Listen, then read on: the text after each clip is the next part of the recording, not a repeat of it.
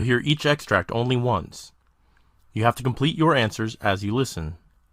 At the end of each test, you will be given 2 minutes to check your answers. Part A. In this part of the test, you will hear 2 distinct extracts. In each extract, a healthcare professional is talking to a patient. For questions 1 to 24, complete the notes with the information you hear. Now look at the notes for Extract 1. Extract 1, questions 1 through 12. You hear a physician talking to a new patient called Bernardito. For questions 1 to 12, complete the following notes with a word or short phrase. You now have 30 seconds to look at the notes.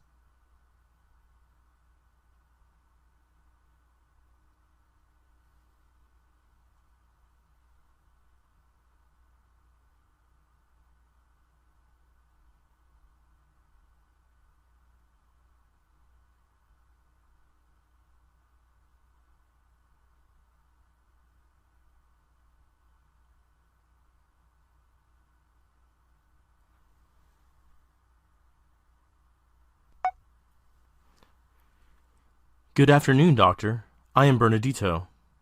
Good afternoon. May I know what your problem is? I am having a severe stomach ache. What do you feel? I have heartburn and severe pain, doctor. Since when have you been feeling this acidity and pain? For the past 2 months. My stomach hurts after every meal. The pain persists even during nights. Have you eaten any heavy food or something different in the last 2 months? No, actually. How severe is the pain? Let's say on a scale of 1 to 10, how would you scale the severity of the pain? Well, I can say between 4 to 5. Is the pain continuous? No, it hurts only fleetingly. Do you feel the pain after meals? Yeah, probably because it hurts every time after I eat. Is there any kind of food that bothers you much? Yeah, greasy food. Oh, I see. Yes, at home we eat a lot of greasy food. Where in the abdomen does it hurt? Tell me the exact point. Does the pain shift to your chest, shoulder, back, or across your abdomen? It hurts in the middle. At times the pain moves across my abdomen. Besides the pain, you said you have heartburn? Yes, I feel a kind of sour taste whenever I burp. Do you feel like this more during the day or in the evenings? Both. I feel the acidity during the day and at night. Is it getting worse whenever you lie down? Yeah, I get an acid-like taste in my mouth. Besides greasy food, are you getting some irritation in your stomach when you eat any other kind of food, like spicy food? No, actually, we don't eat spicy food at home. And tell me, how frequently do you have a bowel movement? No, it hasn't changed. It's regular. And tell me, how frequently do you have a bowel movement? And has there been any change in your bowel movements for the past 2 months? Yes, it has become a little bit softer.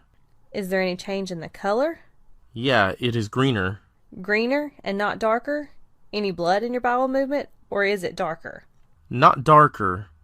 And there wasn't any blood in my bowel movement. Okay, let's first diagnose your abdomen to check from where the pain comes. You said you are feeling pain at the middle part of your abdomen. Correct. Does the pain stay there only, or does it move somewhere else? It usually stays there. Do you feel acidity and heartburn during the pain? Yeah, you were right. Do you have vomiting or nausea? No, not now. What did you eat today? I ate meat and tomato sauce. Do tomatoes give you any trouble? Not exactly. I have been eating tomato sauce always. Do you get any trouble when you have orange juice? Yeah, at times. How do you feel then? I get a strange metallic taste. You do not feel acidity then? No? Now, tell me, what do you do whenever you get stomach aches? I take Alka-Seltzer at times. That gives me a relief from the pain to some extent. Yeah, that should help with the relief. Do you take any Maalox, Tums, or Mylanta? No. Have you ever taken any medication on a consistent basis, such as Advil, aspirin, or Motrin? I was taking Tylenol usually. Okay. As I told you earlier, I'm going to examine your feces to investigate whether you have any kind of parasite. Tell me, do you either come from the tropics, or have you ever been traveling to any of the tropical regions or overseas? Yeah. Parasites that are found in most of the parts of the world affect the stomach. Besides, I want to check for any occult blood. You have mentioned earlier you haven't seen any changes in your feces, and it's only greener and not darker. Sometimes, if you have a hemorrhage in your stomach, then the digested blood could produce a chemical reaction so that you can have occult blood in your feces. In such cases, we don't see the red color or dark color of the digested blood. Therefore, a diagnosis is essential. Moreover, I would like to diagnose your upper gastrointestinal system through x-rays and contrast. You will be given a thick substance to drink, and then the radiologist would observe how your liver digests the substance and observe your stomach movements. Because I think that your pain comes from your gallbladder and not from your stomach, I will have to do this kind of diagnosis. After a thorough investigation, let me decide whether I should take the x-ray test or an ultrasonic study of your gallbladder. Do not eat any greasy food for now, and also do not have your dinner just before going to bed, because it could produce more acidity. Eat normal food and nothing spicy. I shall get back to you as I receive your medical reports from our lab. Anything else? With so many medical tests, I'm afraid I have an ulcer. I too have that kind of doubt. That is why I have suggested all these tests. I need to explain to you that an ulcer or other irritations in your upper intestines cannot be detected by x-ray at times. If the pain continues after having some antibiotics, you may have to go for an endoscopy. An endoscopy is a medical investigation in which a tube will be inserted through your mouth or nose, and then the specialist will observe your stomach, from the small intestines to the large one, and your gullet. Do you need any clarification? No, doctor, thank you. Good. Let us meet next week. Goodbye.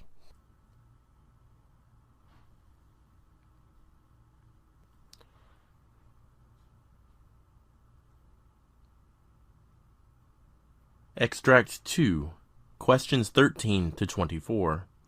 You hear an optometrist talking to a patient called Dominica. For questions 13 to 24, complete the following notes with a word or short phrase. You now have 30 seconds to look at the notes.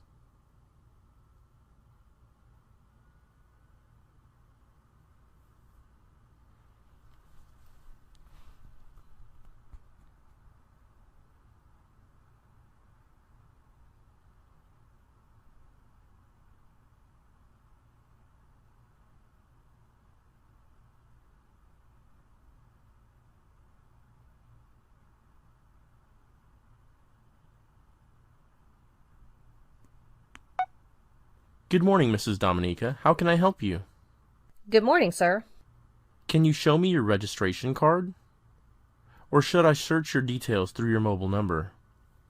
I think that would be better. My mobile number is 078-823-78979. Okay, I've tracked your record. You last visited on the 27th of August, 2016. That's correct. Just pay the doctor's consultation fee here. Sure, this is my card. Please take your seat and feel comfortable. Should I help you with water, newspapers, etc.? Thank you. Hello, doctor. Hello, Mrs. Dominica. So how can I help you? I just came for a regular checkup for a suspected case of glaucoma. 18 months ago, Dr. Gonzalez advised me to undergo a precautionary checkup once a year, knowing my family history of glaucoma and after examining my eye. He told me that my optic nerve is thicker than the usual. That's probably the reason you were asked to undergo a precautionary checkup every year. You can have the visual field analysis and OCT today. And once you receive the 2 test reports, let's meet again in the afternoon. Okay, doctor. Yes, Mrs. Dominica? Hello, sir. The doctor advised me for these 2 tests. Okay. The 2 tests would cost you £200, and you'll get the test reports in around 3 hours. Is that okay with you? That's fine. Please be seated here. Someone will call you back for the first checkup in just a few minutes. Thank you, sir. Hello, Mrs. Dominica. I hope you had a good experience going through those 2 tests. Yes, it was. And since I've taken the test before, I know what to expect. Your test reports are perfectly okay. Since these reports haven't shown anything suspicious in so many years, I think you can now take these tests once in 2 years and not every year. Okay. Well, that puts the glaucoma thing to rest. Do you work on the laptop for long hours? Yes, doctor. Being the chief accountant, I have to work all day on computers. If your eyes become tiresome very quickly, I will recommend an eye drop that can be applied thrice a day.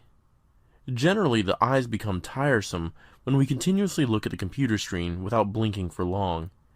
In such a case, this eye drop would lubricate the eyes. Actually, I see a few black, thin, wavy structures floating before my eyes that don't disappear even after closing my eyes.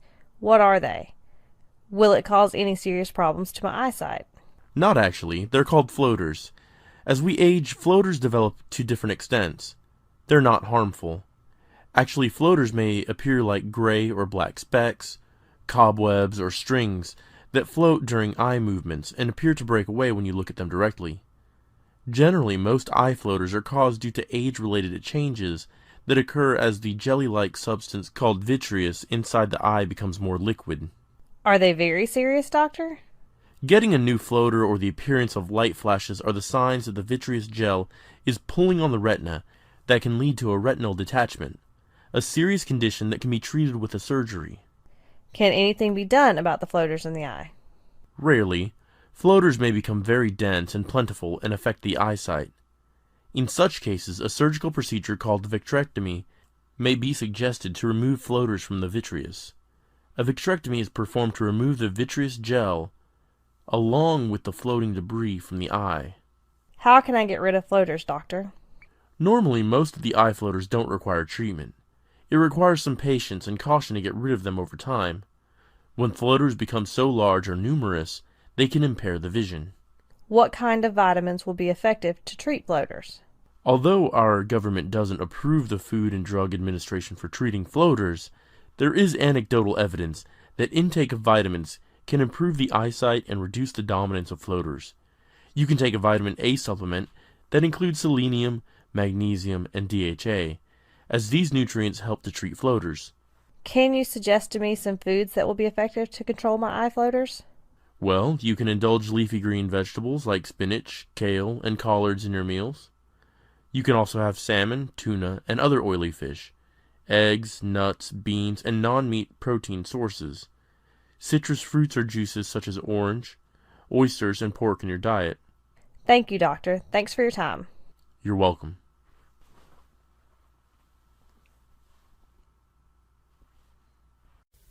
That is the end of Part A.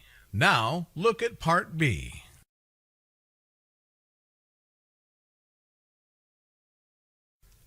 In this part of the test, you will hear 6 different extracts. In each extract, you'll hear people talking in a different healthcare environment. For questions 25 to 30, choose the answer A, B, or C, which fits best according to what you hear. You will have time to read each question before you listen to the audio. Complete the answers as you listen to the audio. Now, look at the question 25. You hear a discussion between a doctor and nurse about different complications following heart attack.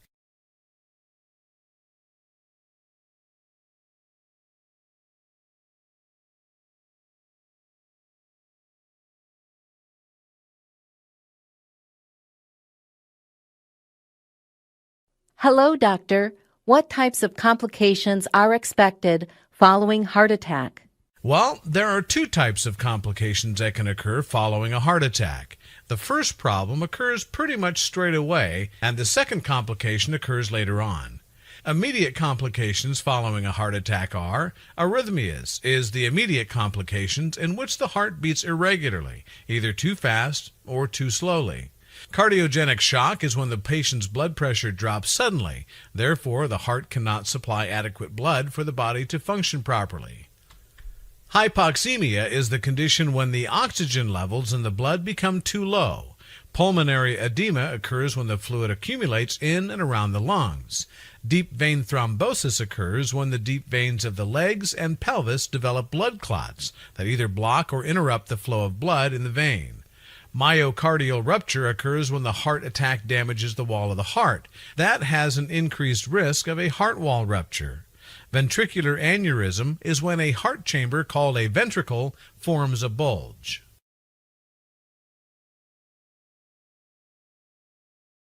Question 26. You hear the discussion between 2 doctors about the impacts of acute kidney injury.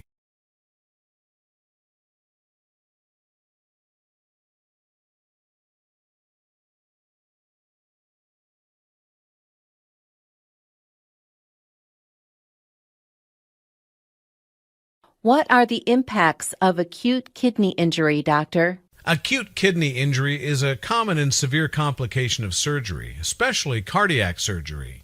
Often, the complication is associated with higher rates of morbidity, mortality, and cardiovascular events, longer hospital length of stay, and higher cost.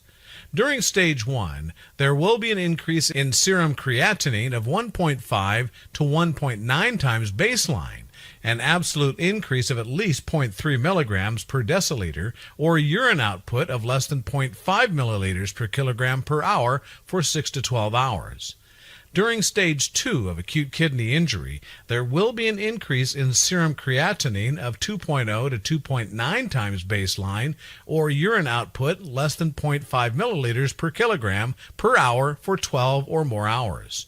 During stage 3 of the condition, there will be an increase in serum creatinine of 3 times baseline, an absolute increase of at least 4 milligrams per deciliter, initiation of renal replacement therapy, urine output less than 0.3 milliliters per kilogram per hour for 24 hours or more, or anuria for 12 or more hours.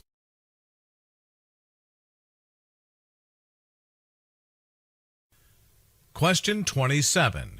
You hear a discussion between two doctors about acquired melanocytic nevi.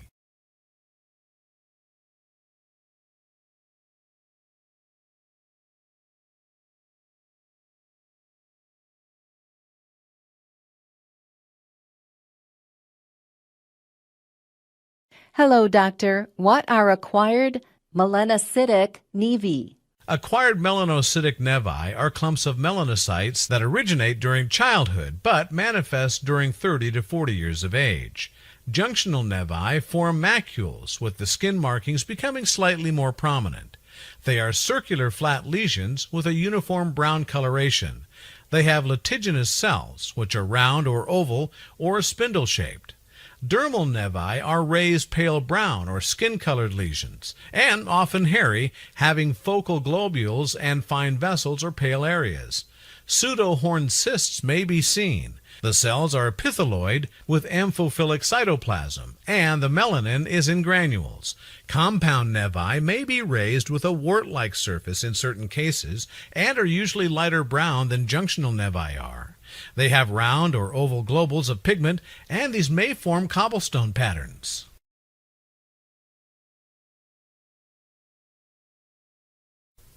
Question 28. You hear a discussion between a doctor and nurse about amblyopia.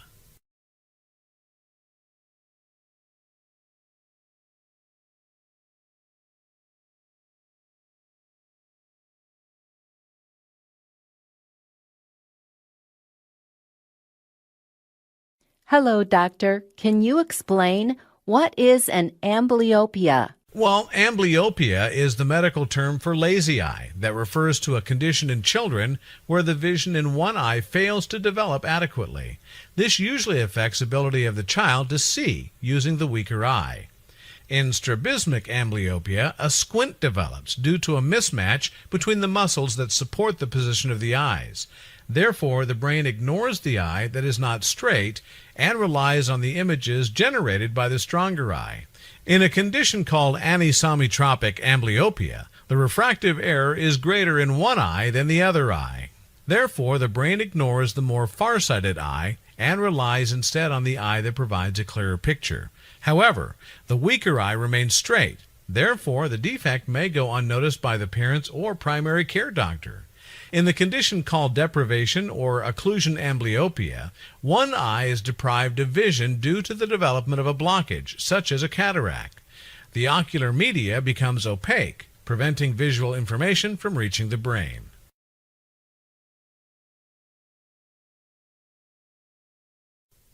Question 29. You hear a discussion about miliaria.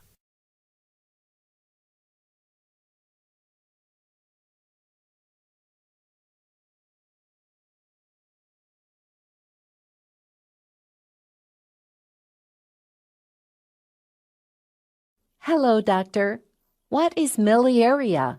Well, miliaria is the conditions associated with sweat retention in the skin, when the flow of sweat is obstructed. The sweat stays trapped within the skin instead of moving out from the sweat glands to the surface of the skin, developing various symptoms and signs including skin lesions. Miliaria crystallina, also called pseudomina, describes sweat duct obstruction in the uppermost epidermis, where the sweat is retained to form subcorneal vesicles. These clear, non-inflamed, fluid-filled blisters and papules rupture easily, and even light rubbing can cause them to break. Miliaria rubra, also called prickly heat, and refers to the retention of sweat that moves into the middle layers of the epidermis and the upper dermis, resulting in itching and redness around the sweat pores. Miliaria pustulosa occurs when the miliaria rubra develops as inflamed pustules. Miliaria profunda occurs when the sweat moves from the ducts into the dermis. Hard, flesh-colored, painful papules develop that are much larger and more deeply located than the papules seen in miliaria rubra.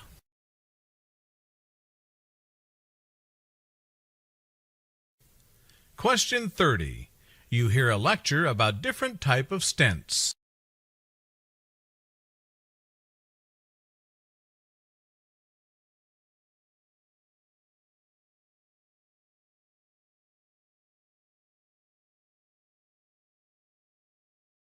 We see today what is stent and what are the different types of stents.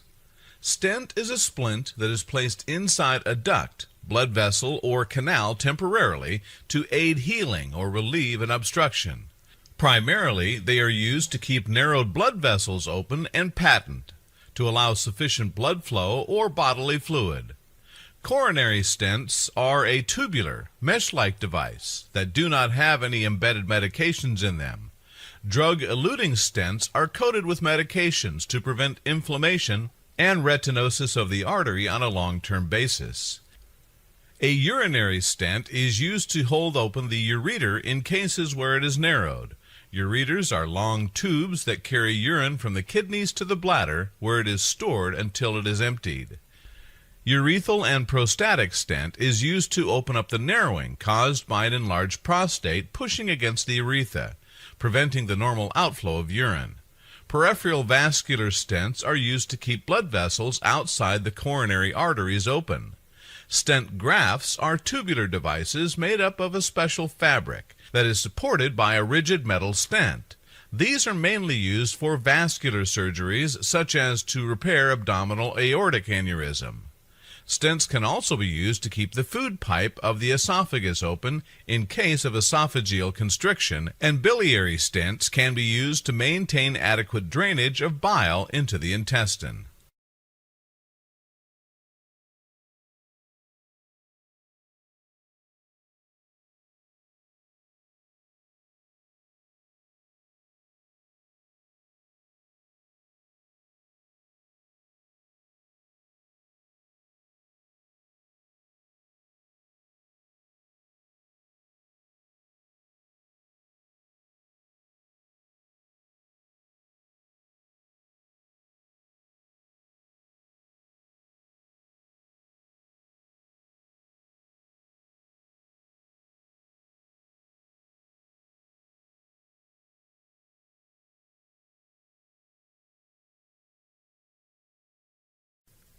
That is the end of Part B. Now, look at Part C.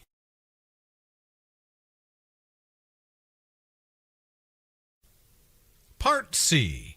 In this part of the test, you'll hear two different extracts. In each extract, you'll hear health professionals talking about specific aspects of their work. For questions 31 to 42, choose the answer A, B, or C, which fits best according to what you hear. Complete the answers as you listen to the audio. Now, look at Extract 1.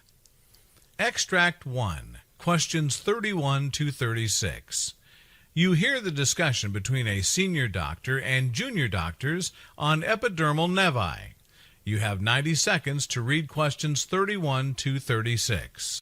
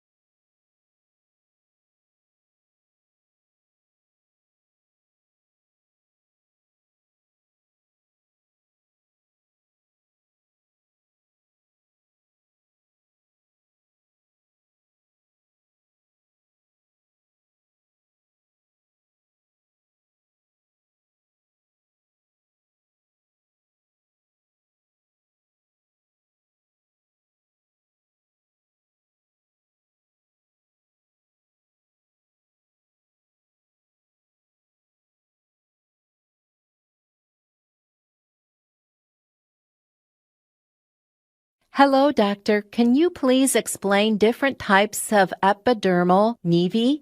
Epidermal nevi are categorized based on their clinical features, by the site of occurrence and their extent of spread. However, mostly they are categorized based on the epidermal cell that predominates in the lesion. In certain patients, multiple epidermal nevi occur along with systemic abnormalities, and they form the epidermal nevus syndromes. Based on the occurrence patterns, epidermal nevi are categorized differently, despite the similarity in their microscopic appearance. Nevus varicosus occurs as a single or multiple lesions, but always localized. Nevus urineus laterus occurs as a linear pattern of lesions. Ichthyosis hystrix are generalized lesions. However, epidermal nevi are also classified by their cell of origin. Nevus sebaceous are quite common and are made up of sebaceous glands with or without hair follicles. They're found commonly on the scalp, but also on the extremities or trunk, and are pale yellow in color, with a smooth, hairless surface. They are present in infants, though they may manifest only after puberty or in childhood. 1/4 of the cases eventually give rise to tumors and are mostly benign. Often it is connected with the occurrence of Schimmelpenning syndrome, phacomatosis, pigmentokeratotica, didymos-aplastic sebacea, and scalp syndrome. Keratinocytic epidermal nevus are also called non-organide epidermal nevi and are quite common among this group of lesions. They follow the lines of Blaschko and begin as brownish macules, thicken and darken with age to become plaques. They may be defined as linear or varicose based on their appearance. Other variants include the epidermolytic epidermal nevus, the acantholytic epidermal nevus, and the systemized epidermal nevus. Nevus comedonicus are formed of proliferated dilated keratinized follicles, often inflamed or showing signs of infection as a result of blockage, forming blackheads, and pitting is often seen. It may be associated with brain abnormalities, bone defects, and cataracts. The Angora hair nevus is remarkable for the long and soft white hair, like Angora wool, that grows from it. It may be associated with other defects of the brain and bones. The Becker nevus is a dark patch of hairy skin that appears like a checkerboard shape, becoming larger and darker after puberty due to androgen-dependent nature. Often it is found on the upper part of the back or on the shoulders. It is linked with other skeletal-muscular defects, forming the Becker nevus syndrome. Inflammatory linear varicose epidermal nevus is linear and forms plaques, usually unilateral. They are usually pruritic and appear inflamed and hyperkeratotic. The first appearance is after 6 months of age. Porokeratotic eccrine nevus appears as warty keratotic papular lesions, mostly on the palms and soles, but in some cases they may appear all over the skin.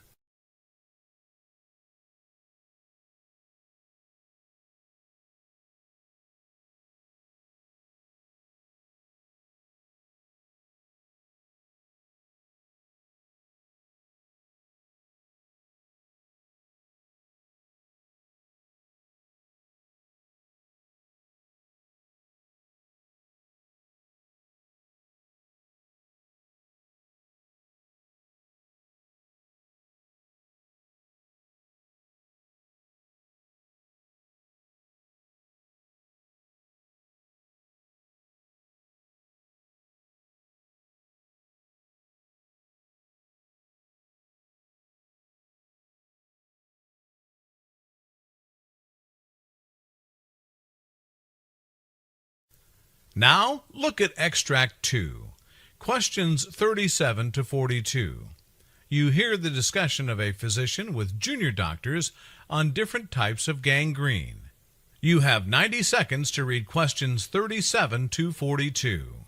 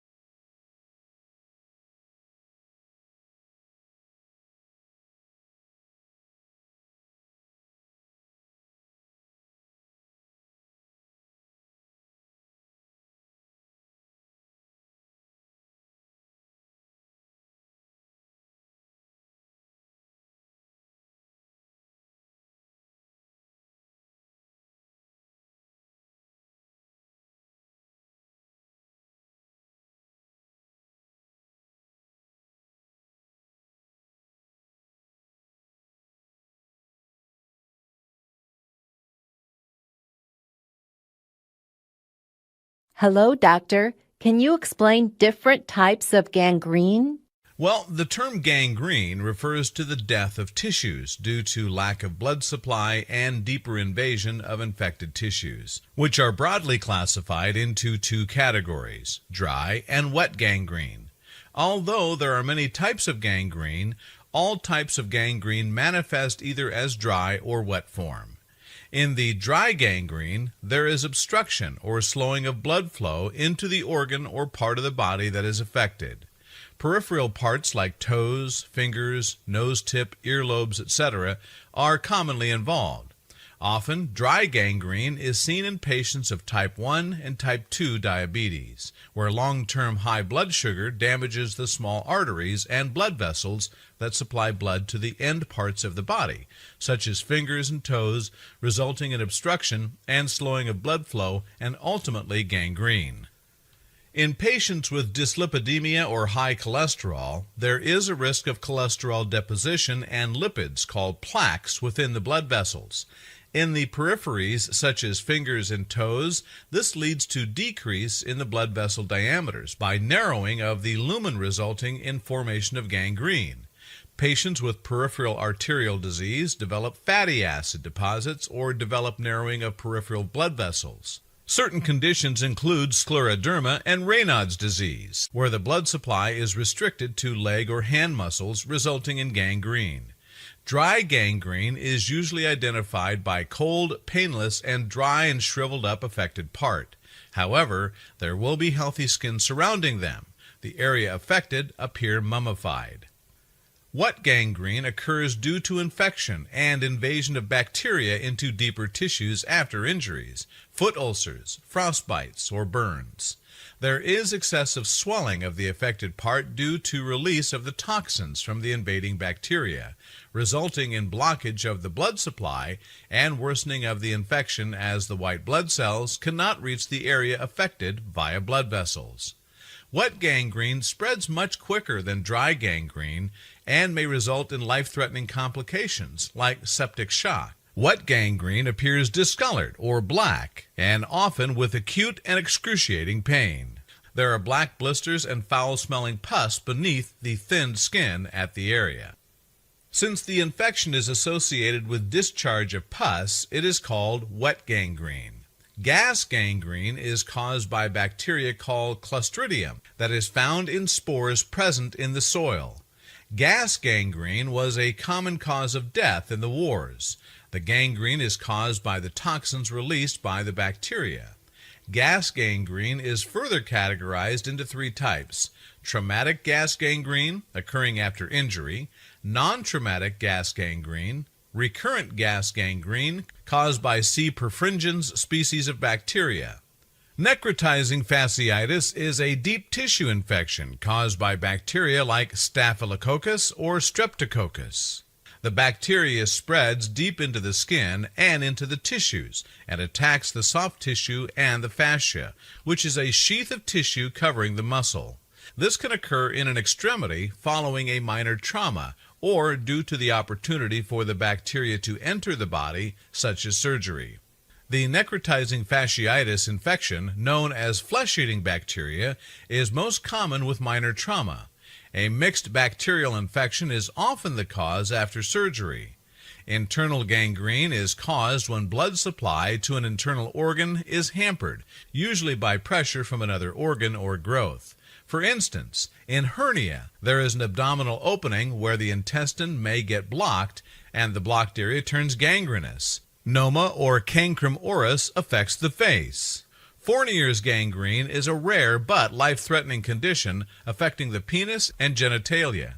This disease has been shown to have a predilection for patients with diabetes as well as long-term alcohol misuse. However, the disease can also affect patients with non-obvious immune compromise. The development and progression of the Fournier's gangrene is often fulminating and can quickly cause multiple organ failure and mortality. Due to such potential complications, it is crucial to diagnose the disease process as early as possible. Death rate is very high despite antibiotics and aggressive debridement and broadly accepted as the standard treatment. Mullany's synergistic gangrene is a rare type seen in patients after surgery. Mullany's synergistic gangrene is caused by S. aureus and Streptococcus organisms. One of the recognizable symptoms is the presence of extremely painful lesions that usually form in the second week after surgery or minor trauma.